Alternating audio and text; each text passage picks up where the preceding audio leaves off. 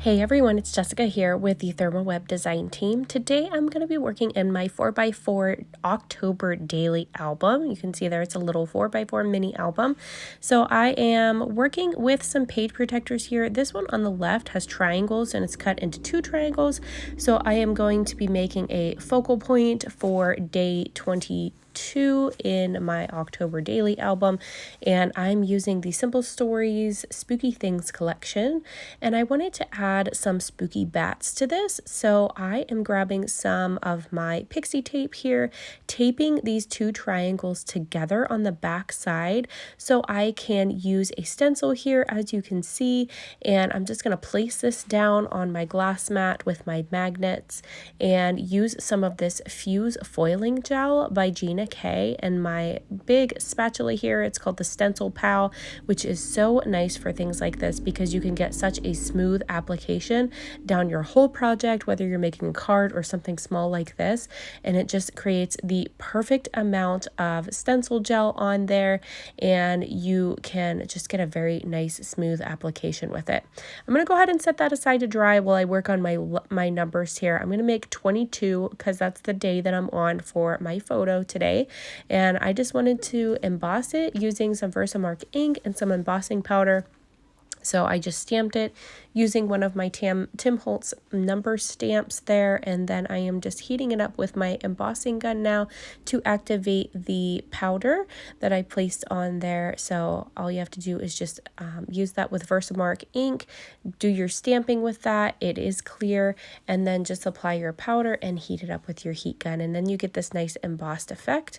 And I'm just going to trim these down manually by hand, and then I've got my number 22 to use on top of here. This is pretty dry at this point. I'm going to go ahead and heat up my laminator to number 3 setting, and while that's heating up, I am just going to trim down a sheet of black onyx toner sheets. These are the Gina K Fancy Foil toner sheets, and I just trimmed it down so it's a little bit larger than my design so it covers it, and then I sandwiched it in between a craft and carrier sheet to run through my hot laminating machine. You do want to make sure that you insert the folded side of your craft and carrier sheet into your laminator when you send it through, and then I just peeled the pixie tape off of the back to separate my 2 triangles again, and then distressed all of my edges using an edge distresser.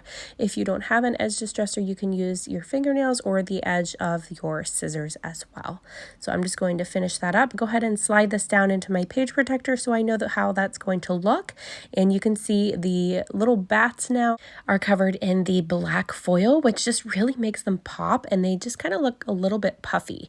I went ahead and popped my 22 number up with some small Gina K foam squares, and then I'm going to go to work on the other pieces and elements of my little pages here by grabbing some of the blank toner card fronts. These are just black and they're plain, but it's just a sheet of toner. So if you were to print on a toner printer, you can do the same kind of effect and foil anything that you print. These are just black and they're perfect for die cutting like this. So I'm just running it through my manual die cutting machine with some bat dies and cutting out a few of these little bats with the black toner card fronts, and then I'm going to send these through my hot laminating machine with some of the purplish color fancy foil.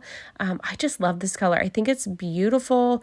I am going to run these through with all of these little bats that I just cut out, and I'm just going to send these on through using the folded edge again into your machine. You can see that I did leave a sheet of cardstock underneath them.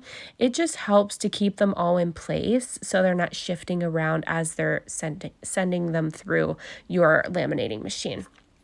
So I've got some of the mixed media adhesive here. I'm just going to go ahead and glue these down on this left side of the page here. I'm going to actually use them on the right side as well. So you'll see that here in a moment when I go to work on the right. And again, I did use the purple foil for the bats, and you can see the color listed there on the swatch card on the right side of my frame here. I love those swatch cards. It makes it super easy to flip through the foil colors that I have in my stock.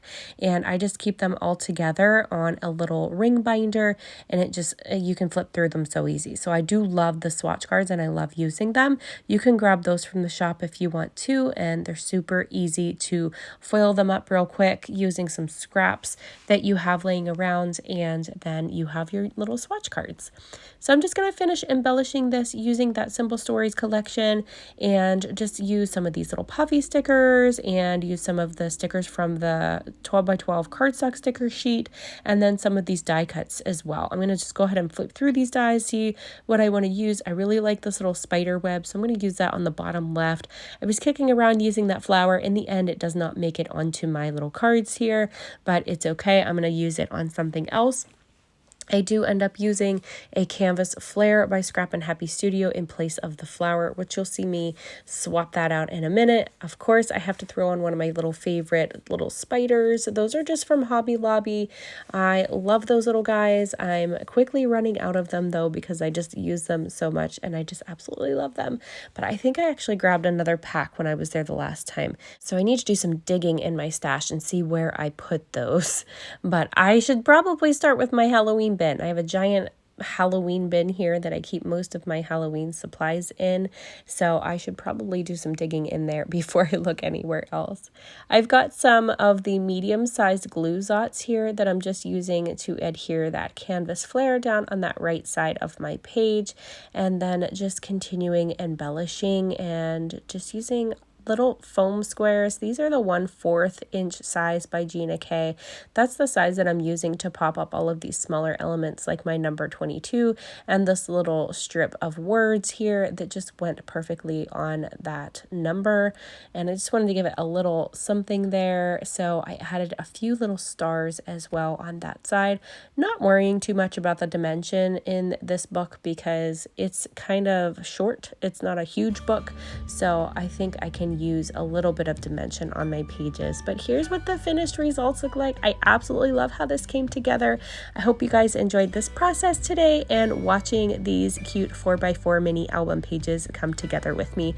Thank you guys so much for watching, and I hope you all have a great day. Bye bye.